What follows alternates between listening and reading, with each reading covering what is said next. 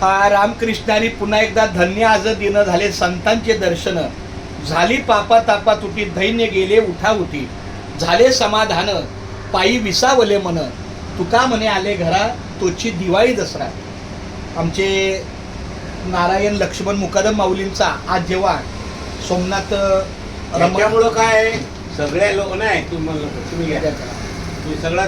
तर आज मी त्यांच्या कार्यालयात आहे आणि एक आनंदाची गोष्ट म्हणजे त्यांचं कार्यालय गेली 40 वर्षापासून हे कार्यरत आहे. सॉरी 40 वर्षापासून हे कार्यरत आहे. पण आता त्यांनी 2016 पासून त्यांचं हे कार्य आहे.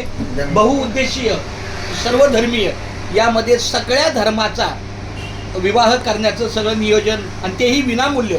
मी तर म्हणेल त्यांनी 1000 रुपये जरी नाममात्र घेतले तरी हरकत नाही, कारण समाजासाठी अशी कार्य करणारी मंडळी अतिशय हाताच्या बोटावर मोजण्यासारखी आहेत.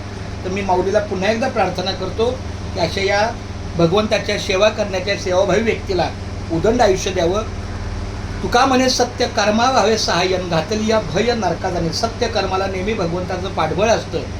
तर आणि वयाच्या 85व्या वर्षी सुद्धा त्यांचा हा उत्साह कार्यरत. दुर्दैवानं त्यांची 2 वर्षापूर्वी त्यांच्या पत्नीचं निधन झालं कदाचित, त्यामुळे जनरेटर होती ना. एकदा बोला रामकृष्णारी. धंदा बंद. रामकृष्णारी बोला. रामकृष्ण.